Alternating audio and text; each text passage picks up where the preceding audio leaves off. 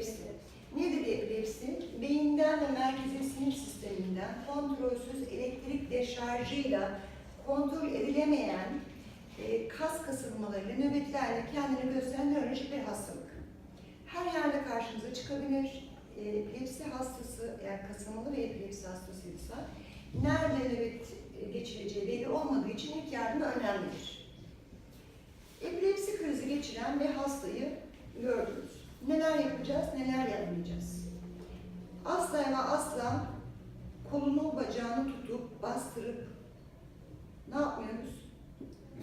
Nöbeti asla engellemeye çalışmıyoruz. Ağzında takma dişi varsa almaya çalışmıyoruz. Ağzını açmaya çalışmıyoruz. Peki ne yapacağız? Hiçbir şey yapmayacak mıyız? Hayır. Yapacağımız iki önemli şey var. Hastayı ve sağlık personelinin yaralanmasını engellemek. Yani ikinci kazalardan korumak, nöbet geçene kadar hastayı kontrol etmek, soluk yolu açıklığını sağlamak ve bunları kontrol etmek ve 5 dakikadan uzun süren bir nöbetse 112'yi arayıp yardım çağırmak. Kızlar mı sorsak? Onlar çalışmışlar mıdır ki? Çalışmışlar mı? Bir bakalım. Kızlar. Hop. Sorunun cevabını biliyor musunuz? Ben seni çözmüştüm. Hayır. Ama ben nedenini anlamadım. Burada tam olarak nedenini yani. Ben hiç çalışmadım ama ya. Ben de hiç çalışmadım. Sınav çok zor olacak. Eminim. Sınav gerçekten çok zor olacak. Evet, Of olacak. ya. Ne yapacağız ya? Çalışalım bari. Deniz'i tamam arkadaşlar. Çevrenin güvenliğini sağla. Hayır lütfen. Başının altına yaralanmalara karşı destek koy. Hastanın gözlüğü varsa çıkar. Nöbet geçene kadar bekle. Nöbet geçtikten sonra hastaya yan pozisyon ver. Baş çene pozisyonu ver. Solunumu kontrol et. Alo, Ben evet. ikiye arayın. Mesleki ve Teknik Anadolu Lisesi. Evet, arkadaşımız epilepsi hastası. Nöbet geçiriyor. Hastaya sakin bir ortam sağla.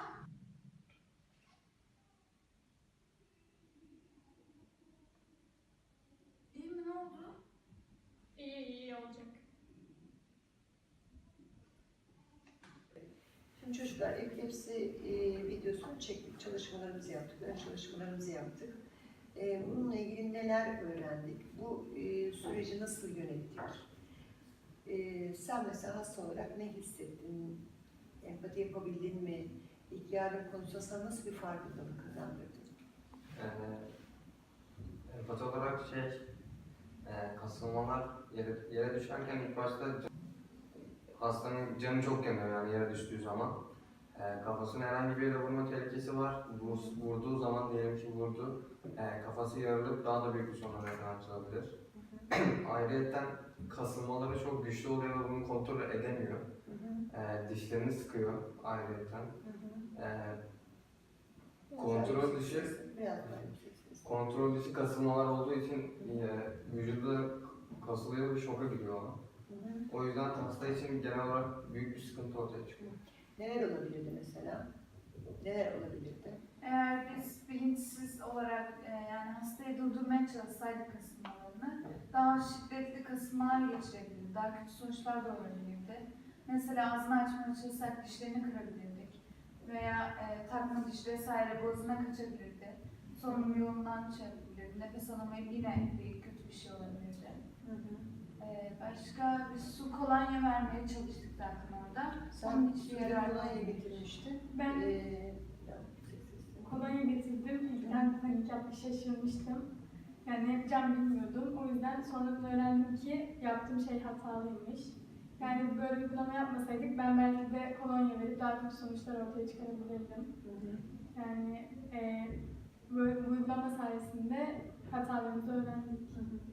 Ne olur ki kolonya versek? Ne demek kolonya? Uyaran veriyoruz çünkü. Kolonya hiçbir şey yok. Hastanın zaten kasılması var. evet. Biz biliyoruz ki uyaranlar kasılmaları artır. Evet. Yani kolonyayı bizim maksadımız sadece temel olarak neye dikkat ediyoruz? Bak yaptığımız şeylerde sadece hastanın yaralanmasını engellemeye çalıştık. Onun dışında herhangi bir şey yapmadık. Nöbetleri durdurmaya çalışmadık. Uyaran vermiyoruz bundan sebep. Yani ben de şey olarak düşündüm şimdi. Arkadaşım, ilk önce onu söyleyeyim. Arkadaşım işte şey dedi, ağzını açmaya çalışıyorduk. Onun ağzını açmaya çalışırken biliyoruz ki zaten güçlü oluyor o anda. İşte parmaklarımızı kaptırabiliriz. O direkt aklıma geldi. Bölmemek için söylemedim. Bir de onun dışında şimdi ben ilk yardım yaparak ilk önce bir şaşırdım aslında. Hani bilmiyordum arkadaşımın da o şekilde olacağını. Ondan sonra işte öyle görünce bir şaşırdım. Sonra hani derste işlediklerimiz, derste yaptıklarımız aklıma geldi. Onları yapmaya çalıştım. İşte su kolonya veren arkadaşlarım da mesela onlar da şaşırdı. Onlar da ne yapacağını bilemedi. Aslında biliyorlardı ama o anlık şaşkınlıkla yapamadılar.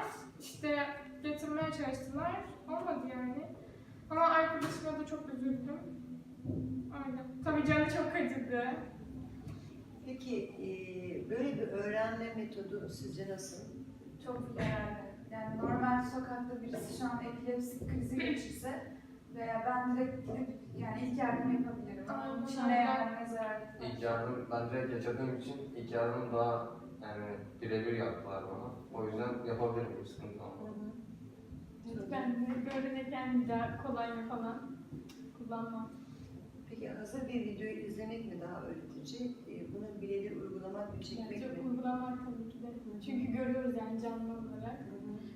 Bence de daha önemli çünkü zaten kendimiz yapıyoruz. İlk önce kendimiz yaptığımızda daha iyi öğreniriz. Tabii ki izlediğimizde de öğreniriz ama kendimiz uygulayınca sonradan da hani yapma şansımız birkaç kere daha denemeyle daha iyi yapacağımızı düşünüyorum. İlk yardım yaptın Ece. Bu süreci nasıl yönettin? Nasıl yönettim? Yanımda zaten yardımcı olacak arkadaşım vardı. Onları engellediler. Ne yaptım? Yan pozisyon, koma pozisyonu verdim. İşte baş çene pozisyonu verdim. O şekilde hani nefes almasını falan sağladım ama yani çok korktum ben. İlk önce ayrılmak istiyorum.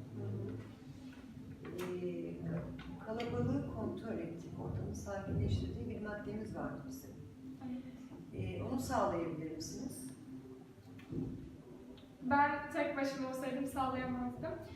Mesela şurada dışarıda olduğumuzu düşünelim.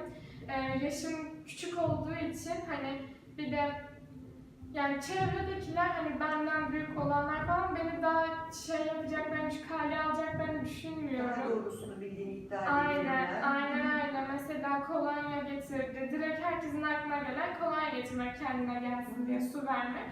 Onlar direkt onları yapmaya çalışır. Ben de hani yapmayın etmeyin derken beni bir kenara fırlatıp atarlar yani. Böyle olmamız için neler yapabiliriz?